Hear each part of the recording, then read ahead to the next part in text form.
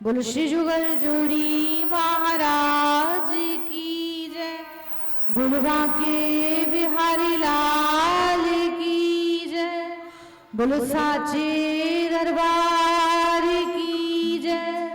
जय जय श्री राधे, जय जय श्री राधे, जय जय श्री राधे।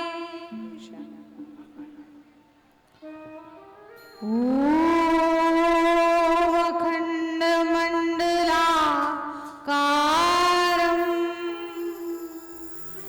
व्याप्तं येन चराचरं तत्पदं दर्शितं येन तस्मै श्री गुरुवे नमः। ओम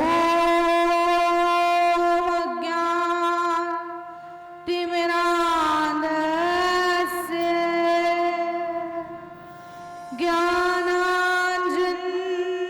ज्ञानाञ्जनशलाकया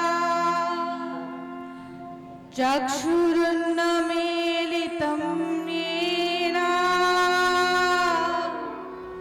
तस्मै श्री गुरुवे नमः। मातृवत् लालयत्रेश्च पितृवत् मार्गदर्शिका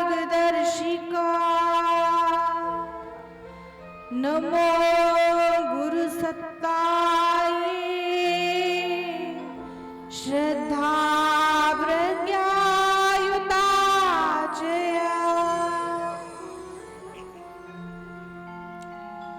नमस्ते सतीते जगत्कारणाय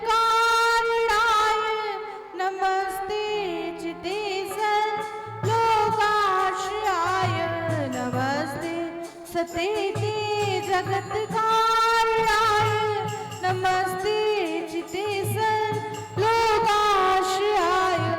नमो द्वैततत्त्वाय मुक्तिप्रदाय नमो ब्राह्मणे व्यापिने शाश्वताय नमो ब्राह्मणे व्यापिने शाश्वताय नमस्ते नमस्ते विभो विश्वमूर्ते नमस्ते नमस्ते चिदानन्दमूर्ते नमस्ते नमस्ते विभो विश्वमूर्ते नमस्ते नमस्ते चिदानन्दमूर्ते नमस्ते नमस्ते तपोयोगगम्य नमस्ते नमस्ते श्रुतिज्ञानगम्य अजं शाश्वतं कारणं कारणानां शिवं केवलं मासकं हासकानां तुरीयं तमोकारमादन्तहीनं प्रपद्ये परं पावनं गतिहीनं प्रपद्ये परं पावनं गतिहीनं नमस्तुते व्यास विशालबुद्धे फुल्लारविन्दा यत्पत्रनेत्रा दीनाङ्गयाभारततैलपुण्या प्रज्वालितो ज्ञानमय प्रदीपा प्रज्वालितो ज्ञानमय प्रदीपा करारविन्देन पदारविन्दं मुखारविन्दे विनिवेशयन्तं भटस्य पत्रस्य कुटीशयानं बालं मुकुन्दं मनसा स्मरामि बालं मुकुन्दं मनसा स्मरामि मन्दारमुले बदनाभिरामं बिम्बाधरे पूरितपेडुनादं गोगोपगो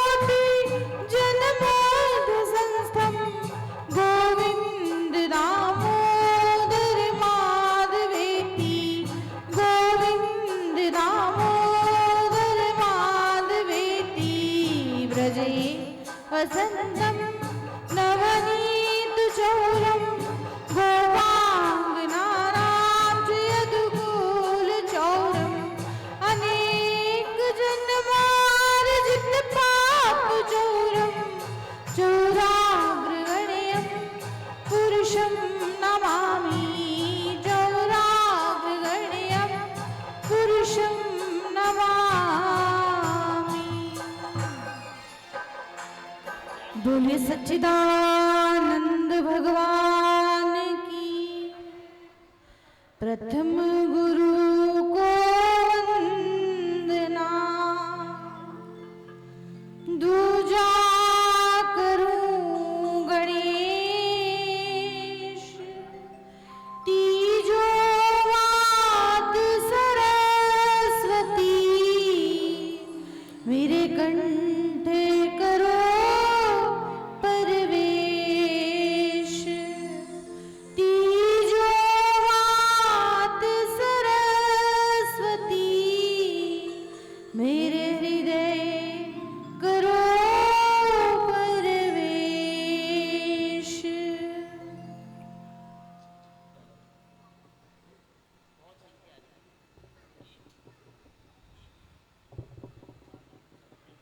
आइए आज चौथे दिन की कथा, ठाकुर जी के जन्म की लीला। और जैसा कि मैंने आपको बताया कि जिस दिन जन्म हो उस दिन हमारा भी नया जन्म हो, हम भी अपने जीवन को बदलने की कोशिश करें, अपने सभी स्वार्थों को छोड़कर निष्काम भाव से, भक्ति भाव से उस परमात्मा की लगन हमें लग जाए, ऐसा हमारा जीवन बन जाए। क्योंकि इस संसार में कृष्ण ऐसे भगवान हुए जिनसे सब प्रेम करते हैं, सब प्रेम कर सकते हैं। और कोई श्रापवश, अभी कथा आएगी आज की कथा में, कि श्रापवश अगर किसी ने कृष्ण से शत्रुता की, प्रभु श्री कृष्ण को प्रेम नहीं किया, तो भी प्रभु ने उसका उद्धार किया। क्यों उद्धार किया? कि भगवान कहते हैं कि कोई मुझे किसी भी भाव से भजे पर वो याद तो मुझे ही करता है। तो श्री कृष्ण के जन्म की कथा, कि जन्म कैसे हुआ, कहाँ हुआ और किस तरह से वो मथुरा से पहुंचे हैं नंदगांव, नंद बाबा के घर पे, पूरी कथा आपको आएगी। लेकिन कहते हैं कि कृष्ण की लीला को समझने के लिए, कृष्ण के जन्म को समझने के लिए पहले जीवन में मर्यादा होनी जरूरी है। मर्यादा अगर जीवन में नहीं होगी, श्री राम जन्म जो हुआ तो राम जी को कहा है मर्यादा पुरुषोत्तम और कृष्ण जी को कहा है लीला पुरुषोत्तम। तो कृष्ण जी की बहुत सुंदर सुंदर, बहुत भाव भरी जो लीलाएं हैं उनका वर्णन भी हम सुनेंगे इसी कथा के माध्यम से। सबसे पहले कृष्ण जन्म से पहले मधुराष्टकम, कौन कौन मधुराष्टकम अपने घर में रोज करते हैं? आइए सभी मिलकर श्री कृष्ण के चरणों में मधुराष्टकम का पाठ करेंगे और इसके बाद कथा में प्रवेश करेंगे।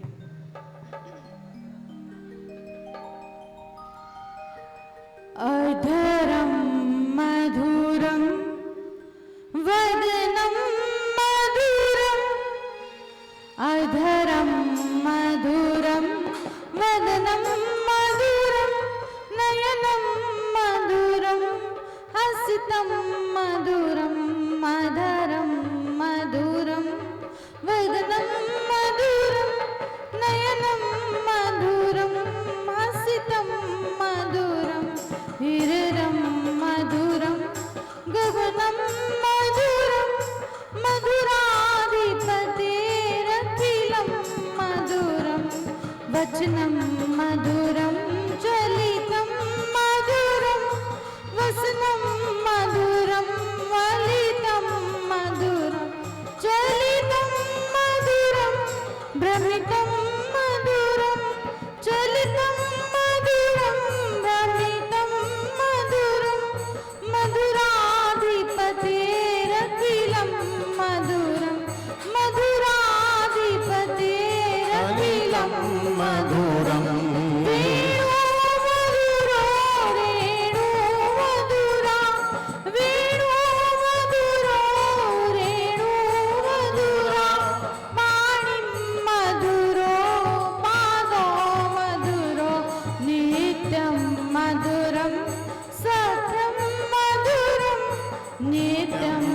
मधुरं सत्यं मधुरं मधुराधिपतेरखिलं मधुरं मधुराधिपतेरखिलं मधुरं गीतं मधुरं पीतं मधुरं नीलं मधुरं प्रीतं मधुरं भोक्तं मधुरं सूक्तं मधुरं प्रीतं मधुरं सूक्तं मधुरं रूपं मधुरं तिलकं मधुरं रूपं मधुरं तिलकं मधुरं मधुराधिपतेरखिलं मधुरं मधुराधिपतेरखिलं मधुरं गरणं मधुरं तरणं मधुरं गरणं मधुरं गरणं मधुरं हरणं मधुरं स्मरणं मधुरं गरणं मधुरं शरणं मधुरं वमितं मधुरं शमितं मधुरं मधुराधिपतेरखिलं मधुरं मधुराधिपतेरखिलं मधुरं गोपी मधुरा लीला मधुरा गोपी मधुरा लीला मधुरा युक्ता मधुरं भूक्तं मधुरं मधुरं भूक्तं मधुरं दृष्टं मधुरं शिष्टं मधुरं मधुराधिपतेरखिलं मधुरं मधुराधिपतेरखिलं मधुरं गोपी मधुरा गावो मधुरा गोपी मधुरा गावो मधुरा यष्टि मधुरा सृष्टि मधुरा उद्यसी मधुरा सृष्टि मधुरा गो मधुरं फलितं मधुरं गोपी मधुरं जयतं मधुरं मधुराधिपतेरखिलं मधुरं मधुराधिपतेरखिलं मधुरं अधरं मदरं वदनं मधुरं अधरं मधुरं शरीरं मधुरं नयनं मधुरं हसितं नयनं मधुरं अश्रुतं मधुरं हृदं मधुरं गमनं मधुरं मधुराधिपते मधुरं मधुरं मधुराधिपतेरखिलं मधुरं मधुराधिपतेरखिलं मधुरं मधुराधिपतेरखिलं मधुरं बोले बांके बिहारी लाल की जय। बोलो राधा रानी सरकार की जय। बोली सुखदेव जी महाराज की जय। बोली व्यास जी महाराज की जय। जय जय श्री राधे श्याम। आइए कल सृष्टि का जो वर्णन है, सृष्टि उत्पन्न कैसे हुई, कैसे मनु और शत्रुपा पृथ्वी पर आए, उनकी 5 संतानें थी, 3 कन्याएं, 2 पुत्र। दोनों पुत्रों के वंश का वर्णन किया आचार्य सुखदेव जी महाराज ने परीक्षित को बताया। उत्तानपाद और प्रियव्रत। प्रियव्रत कौन है? कहते हैं कि संसार में दो प्रकार के जीव होते हैं, 2 प्रकार के लोग होते हैं, 2 प्रकार की उनकी प्रकृति होती है। पहला प्रकार उत्तानपाद, दूसरा प्रकार प्रियव्रत। उत्तानपाद किसे कहा? जो संसार में आया और माया में लुप्त हो गया। जिसने माया को छोड़ा नहीं, जो माया से इतना प्रेम करता है। और दूसरा प्रियव्रत। दो प्रकार के लोग होते हैं। धन जो है, धन परमात्मा ने बहुत लोगों को दिया, लेकिन उनमें से 80% जो है उत्तानपाद है, 20% जो है वो प्रियव्रत है। प्रियव्रत जो अपने धन का इस्तेमाल परमात्मा प्राप्ति के लिए करता है, भगवान की कथाओं को सुनने के लिए करता है, उसकी भक्ति में, उसके नाम के दान में, उसके नाम की कथा कहीं चल रही है, उसके लिए वो उस धन को लगाता है, वो है प्रियव्रत।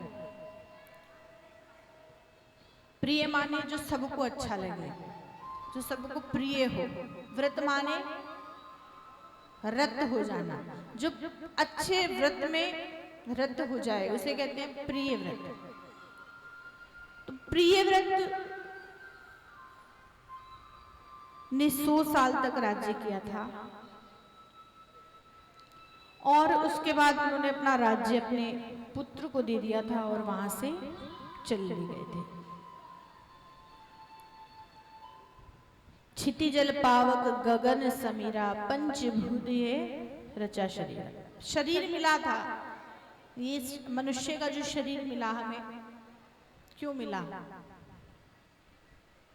खाना बनाने के लिए, झाड़ू पोछा करने के लिए, या धन कमाने के लिए?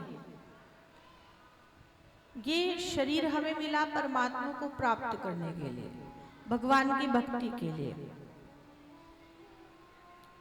84 लाख योनियों में अंतिम योनि, कितनी योनियां हम भोग के आए हैं? 83,99,999। और इस सारी योनियों को भोगने के बाद मनुष्य का जन्म मिलता है।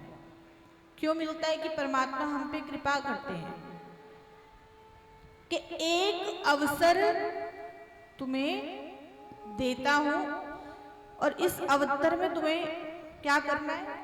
भजन करना है, भक्ति करनी है और मोक्ष को प्राप्त करना है।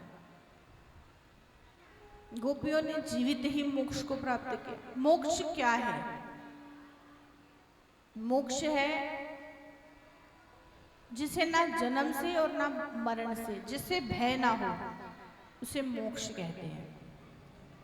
और ये जीवन हमें मोक्ष प्राप्त करने के लिए मिला।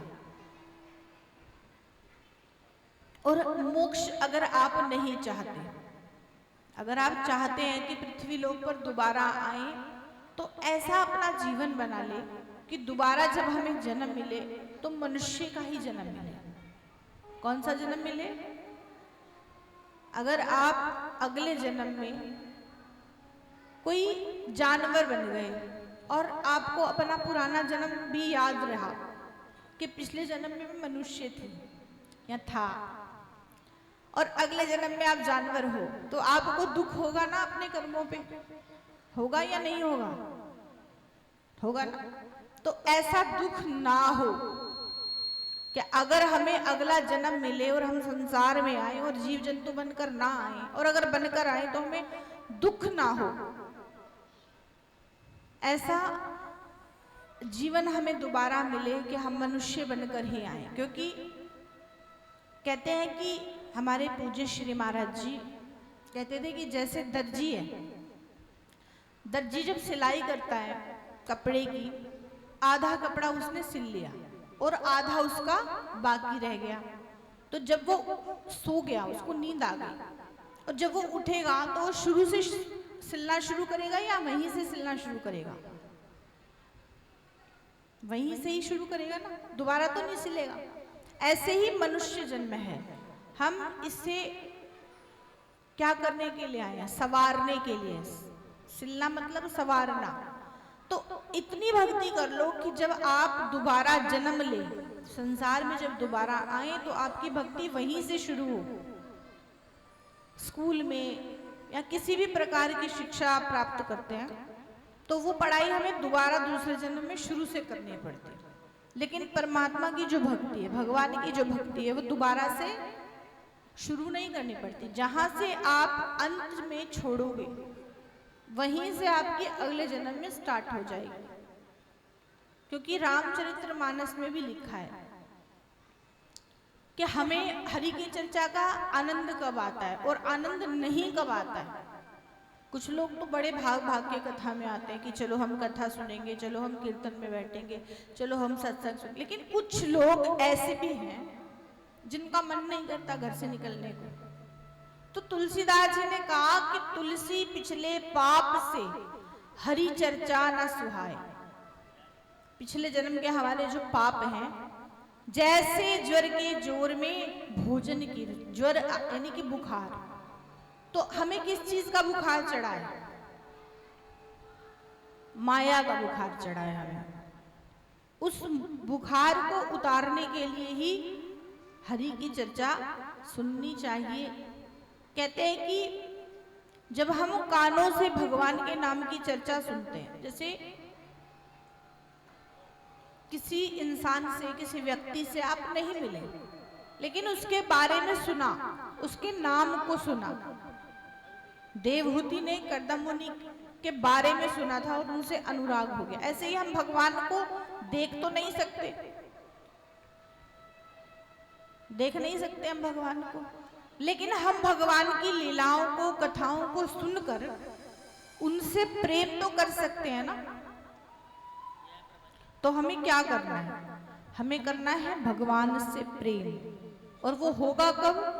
जब हम उसकी कथा को सुनेंगे, जब हम उसके गुणगान को गाएंगे, जब हम उसे उसकी प्रशंसा करेंगे। जब हम ठाकुर जी को तैयार करते हैं, बिहारी जी को तैयार करते हैं, राधा कृष्ण जी को तैयार करते हैं, तो हम उनके रूप को देखते हैं।